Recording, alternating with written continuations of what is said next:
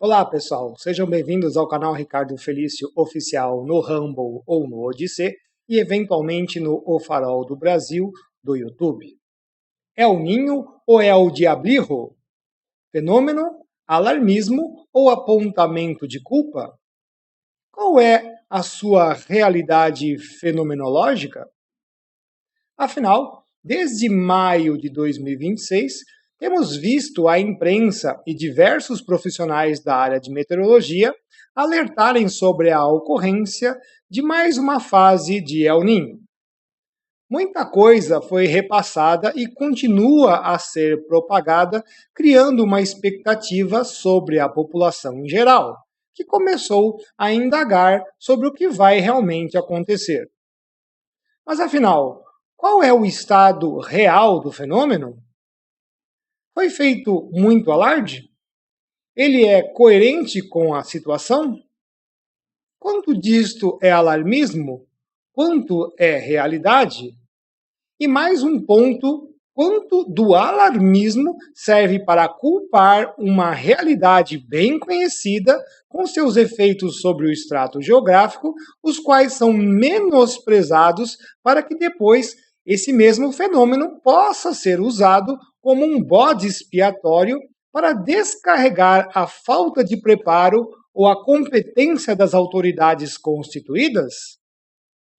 É o velho não fui eu, mas em escala planetária. Literalmente, já estamos sobre a linha do gol para a Copa 2026, mas também para a chegada do El Niño. Enquanto as discussões giram ao redor do futebol e, concomitantemente, as eleições de outubro, aparentemente, a questão climática real e os reflexos do estado oceânico atmosférico ficaram em terceiro plano, se é que ficaram em algum lugar. Tirando o futebol, que se tornará um circo global de distração da vez e de que nada de pragmático poderemos tirar, teremos o processo eleitoral, que por sua vez já é bastante preocupante por si só. Porém, no meio deles, entraremos na troca do estado oceânico do Pacífico, que refletirá significativamente nos quadros meteorológicos regionais sobre todo o país.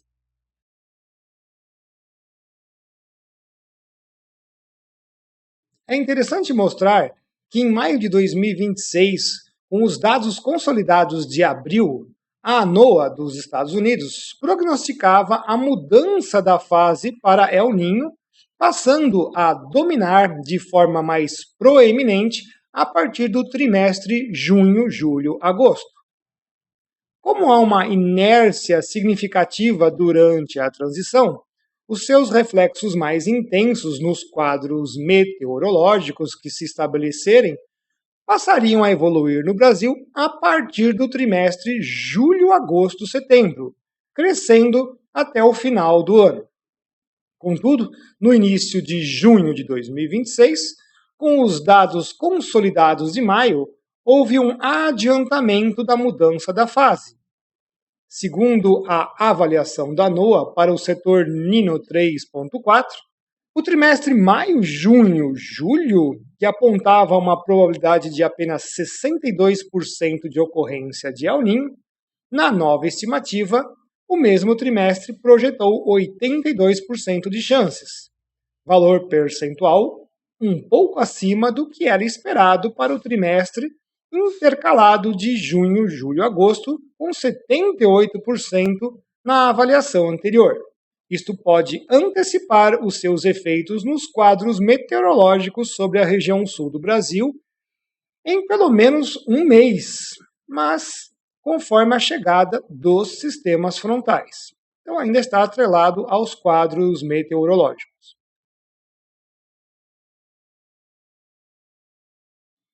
A pergunta que devemos fazer é: nós estamos preparados para que não se repita o mesmo terror ocasionado entre novembro de 2023 e maio de 2024?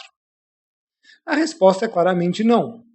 Nesses 2 anos, não foram tomadas as devidas medidas políticas para a execução das obras necessárias na escala que envolve o conjunto de todos os objetos do extrato geográfico, os quais interagem entre si com mais intensidade quando a fase de El Niño se estabelece.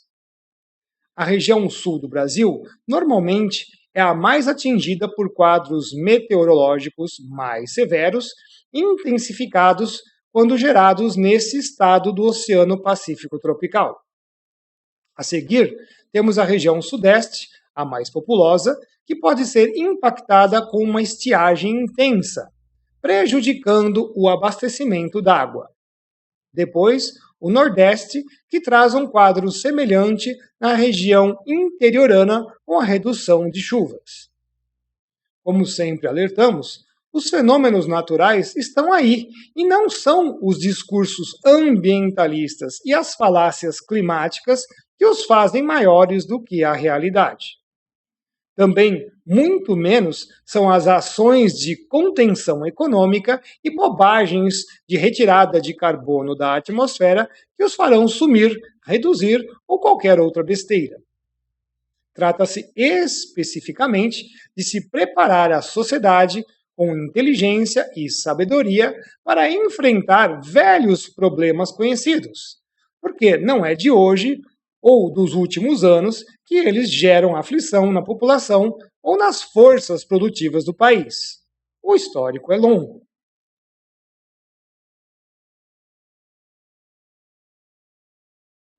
E quando realmente a situação pode ficar complicada?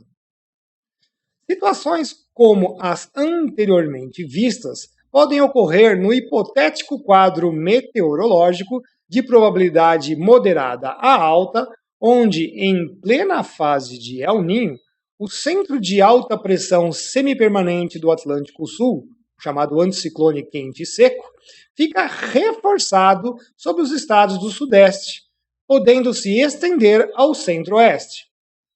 Com a chegada de um sistema frontal oriundo de um anticiclone polar móvel, um APM, que é um anticiclone frio, vindo das altas latitudes, haverá um embate estacionando o sistema frontal entre eles.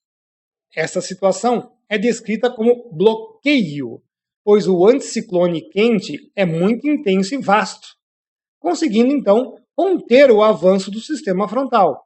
Como a circulação de ventos em superfície nesta condição forma o tradicional corredor em baixa altitude noroeste-sudeste, desde a Rondônia até a região sul, toda a umidade que se concentrar ao sul da Amazônia seguirá por esse escoamento.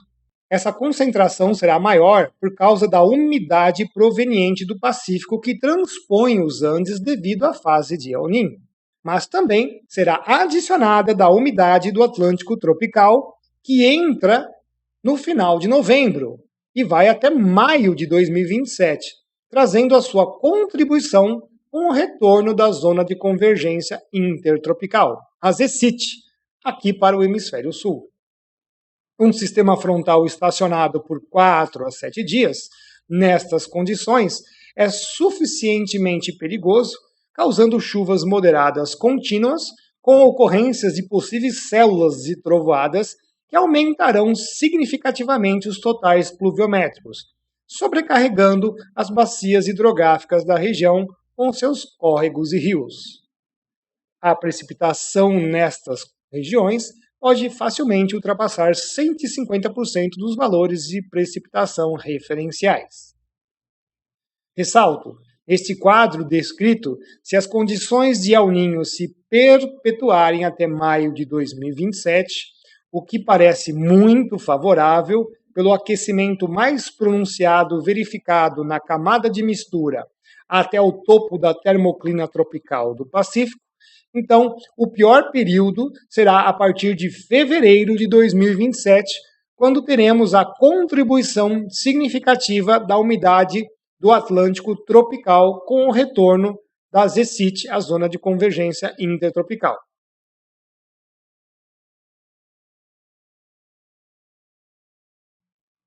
Três situações podem quebrar esse quadro perfeito, dando aí um alívio. A saber, a quebra do bloqueio. O sistema frontal não estaciona porque o APM é muito forte e vence a situação do bloqueio. Lembrando que o APM é o centro de alta pressão frio que veio por trás, na retaguarda do sistema frontal. Ou o próprio anticiclone semipermanente do Atlântico Sul se enfraquece, ou seja, o anticiclone grandão, que é quente e seco. Se ele se enfraquece, não sustenta mais a situação de bloqueio. Desvio para o Atlântico. O APM e o ciclone extratropical formado pelo sistema frontal acabam cedendo para a circulação de noroeste e sudeste, que está mais forte, não vencendo o bloqueio, mas rumando para o Atlântico. Ou seja, cria-se uma derrota, um deslocamento para o APM e também para o ciclone extratropical seguirem para o oceano, não estabelecendo a frente fria estacionária. E finalmente, se no final do ano de 2026, mas especialmente entre março a maio de 2027, quando a zona de convergência intertropical retornar para o hemisfério sul, a condição do El Niño já estiver enfraquecida ou desmobilizada. A situação que a gente acha que vai ser meio difícil de acontecer.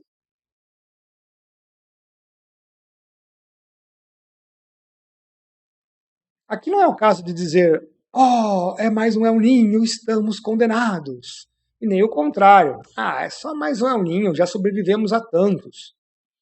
Os quadros meteorológicos específicos da região sul durante a fase de El Niño, por exemplo, não são preocupantes por causa da quantidade, que pode ser elevada.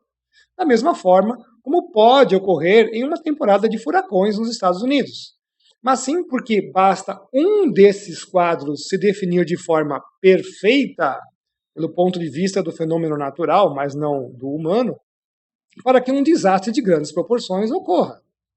Os exemplos mais próximos disto foram os eventos de maio de 2024 e seu análogo de abril a maio de 1941, quando inundações históricas atingiram o Rio Grande do Sul. A enchente análoga, e até então a maior da história do Rio Grande do Sul, ocorreu no ano de 1941. Embora a enchente de 2024 tenha superado os registros históricos de 1941, os dois eventos são comparáveis pela magnitude, duração e extensão dos danos, especialmente na região metropolitana de Porto Alegre. Comparação de destaque, em 1941 o nível do Guaíba atingiu 4,76 metros. Em 2024, o nível do Guaíba ultrapassou 5,35 metros, superando a marca de 83 anos atrás, especialmente pela ausência de dragagens, não só na parte mais básica da bacia, mas por todos os leitos de rios tributários da região. Afinal, foram os totais pluviométricos que estavam altos ou foi a calha dos rios que se elevou e a água tomou mais áreas das planícies de inundação? Documentários que respondem a essa pergunta não faltam na internet.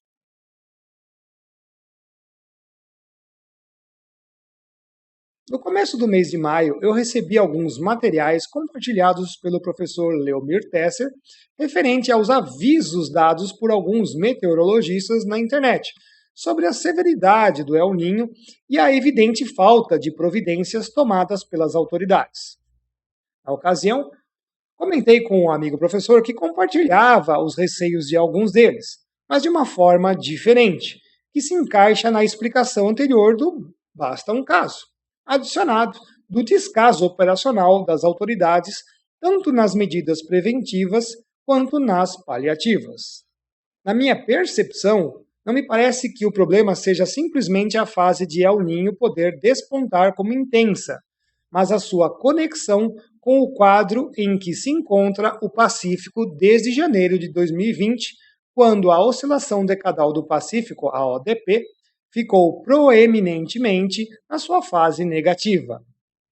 Passados 6 anos, ela ainda não mudou.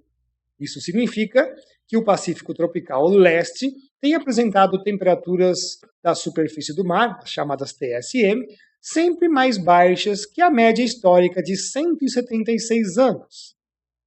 Vale lembrar que essa fase predomina desde o ano de 1998, quando fechou sua fase positiva. E também que passamos recentemente pelo chamado mergulho profundo, quando tivemos 3 anos consecutivos de laninha. Na minha observação, a intensidade desses dois últimos El Ninhos cresceu devido ao aumento do contraste, ou seja, o gradiente, entre o El Ninho e a ODP. Alertei sobre esta possibilidade no começo do El Ninho de 2023-2024. Veremos se esta hipótese se confirma em 2026, mas especificamente na sua evolução para maio de 2027, conforme descrevi anteriormente. De qualquer forma, lembremos que eventos de grande intensidade nem sempre significam maiores impactos climáticos, ou seja, severidade de estiagens ou picos hidrológicos. E os meteorológicos, os fenômenos em si, frentes frias, complexos convectivos mesescala, etc. Eventos de grande intensidade podem, na verdade, aumentar a probabilidade de alguns desses impactos acontecer. De qualquer forma, passados 2 anos, os temores tanto dos meteorologistas como de outros profissionais das mais diversas áreas devem servir de alerta, porque questões importantes não foram respondidas. Será que todas as obras necessárias para as condições de emergência foram feitas? Os diques foram inspecionados, assim como os canais de escoamento e casas de bombas? A vazão dos equipamentos comportará fenomenal quantidade de fluxos? As dragagens, mais que necessárias, foram enfim permitidas ou esperaremos outro desastre para depois culpar as mudanças climáticas ou o estúpido aquecimento global? Do desgoverno atual, não dá nem para citar nada. Mas como andam as ações dos governadores e outros políticos que deveriam se apresentar engajados na resolução dos verdadeiros problemas que assolam a população? O que vejo são preocupações com a abjeta gerência da água do nosso Brasil ou da facilitação de instalação dos criminosos pedágios automáticos pelas rodovias concessionadas, como se essas fossem as verdadeiras prioridades, as quais, na verdade, não passam de mais instrumentos de controle do Estado aplicados ao cidadão e às forças produtivas do país. Exemplos não faltam pelo mundo e as consequências que foram geradas. Como não vemos uma discussão séria sequer sobre esses temas, salvo algumas pessoas heróicas, isoladas, que tentam apresentar esses cenários, então isso nos sinaliza que as prioridades estão muito mais voltadas para a Copa do Mundo e ao pleito político eleitoral do que a segurança vital das pessoas e o seu sustento. Para piorar, enquanto os executivos não praticam as devidas ações, agentes do Ministério Público continuam a sua demanda por ordens que já descambaram para a irracionalidade há muito tempo, passando a perigosa linha das questões que envolvem a verdadeira segurança nacional, quando impedem que obras e ações que envolvam a infraestrutura crítica sejam executadas, prejudicando os setores estratégicos do Brasil. Qualquer graduando em geografia, com um mínimo de conhecimento das disciplinas da área de física do extrato geográfico, derrubariam os argumentos oferecidos. Se juntar hidrólogos e meteorologistas, então vira uma hecatombe nuclear. Pergunta-se: para que se criou o MP mesmo? Para atender às necessidades nacionais do povo ou para cumprir acordos políticos internacionais de agendas alienígenas aos nossos interesses? Por isso que alerto para as eleições de 2026, porque precisamos de reformas profundas, pois o expurgo daquilo que é mal se tornou urgente. Será que apenas sou eu quem vê isso? Assim, escolher políticos de esquerda significa estender o caos para todos em um enraizamento profundo, permitindo que eles e seus infiltrados em todas as instituições se abasteçam daquilo que o país tem de melhor a oferecer. Porém, só para eles, nada para os outros, enquanto a maioria está padecendo. Por outro lado, também não adianta escolher políticos chamados de direita, cujo conhecimento sobre conservadorismo não passa de uma lata de ervilha. Ou pior, que achem que tudo se resolva no plano da economia liberal ou de privatização. Precisamos de gente, não só com força e coragem para enfrentar quadrilhas que assaltaram o país, mas que apresentem inteligência e estratégia para exercer o poder de forma a desmobilizar toda a infraestrutura lógica que engessou e tomou o Brasil. Se esses políticos não se apresentarem com programas de governo que reestruturem esse Estado coercivo controlador, estamos então apenas perdendo tempo. Em outras palavras, o fenômeno sempre existirá, não importando muito se é mais ou menos intenso. O que realmente importa é se estamos preparados para as interações que ocorrem no extrato geográfico que refletem na sociedade. Isso demanda estratégia, inteligência e pragmatismo, qualidades sublimadas enquanto ideologias dominarem as decisões. Para isso, nós temos, então, mais interferência dos aspectos humanos do que dos físicos. Precisamos de ações contundentes de infraestrutura que necessitam de dinheiro e poder executivo e uma reforma legal efetiva, diminuindo as ações judiciais sobre as atividades que necessitam ser realizadas.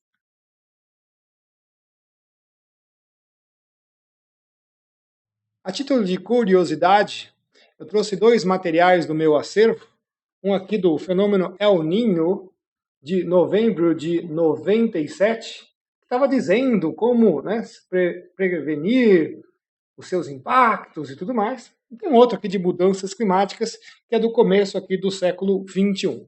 Primeira curiosidade, que os fenômenos que são ditos aqui e as suas consequências para a sociedade são os mesmos que estão aqui. Tá? São as mesmas coisas, isso é muito interessante.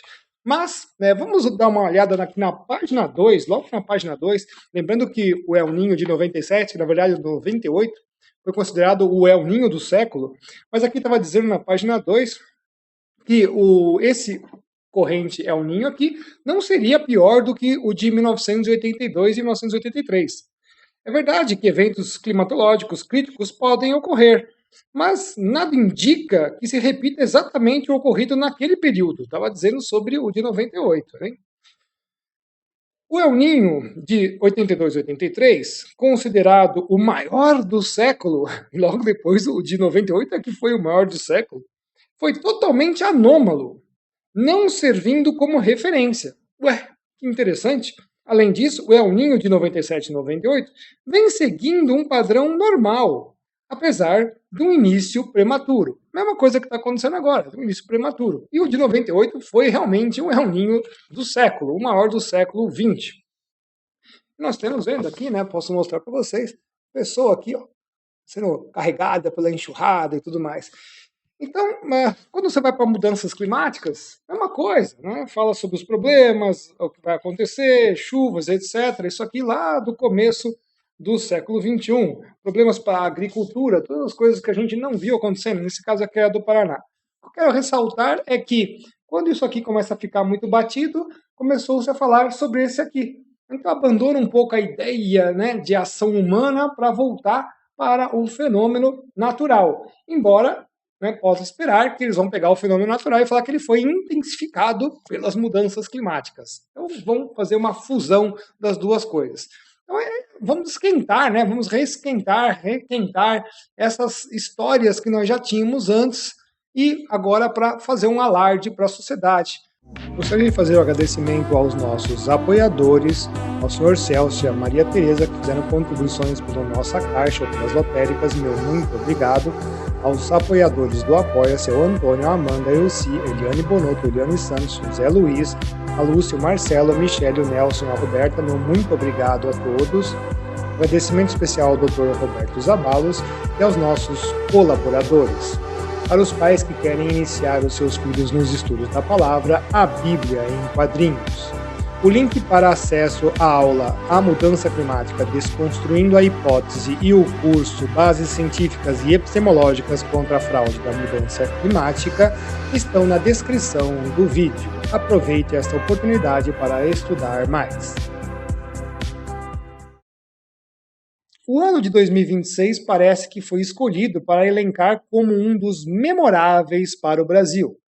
Nele, teremos o Campeonato Mundial de Futebol da Copa do Mundo, as eleições presidenciais do Brasil e, entre os dois eventos, uma elevada probabilidade da ocorrência do fenômeno oceânico atmosférico El Niño.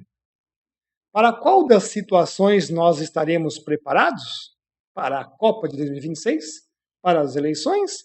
Ou para algum quadro meteorológico severo ocasionado pela fase El Niño?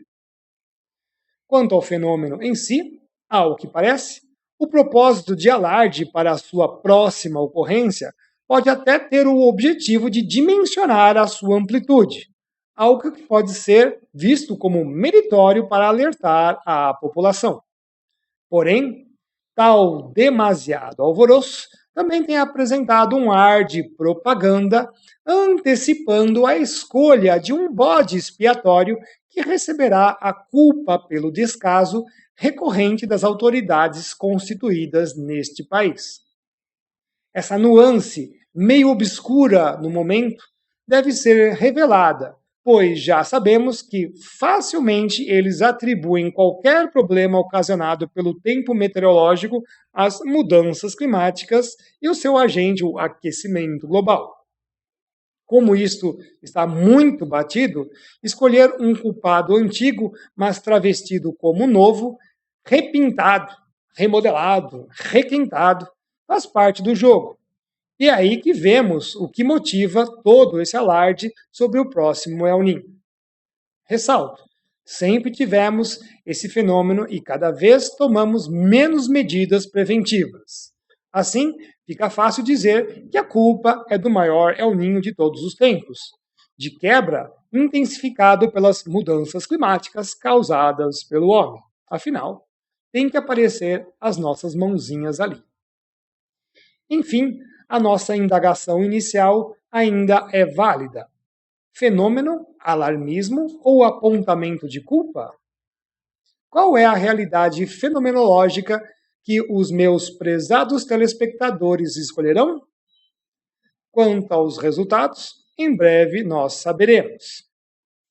Espero que vocês tenham gostado do nosso trabalho de hoje. Um grande abraço para todos, fiquem com Deus e até o nosso próximo vídeo, pessoal. Até lá!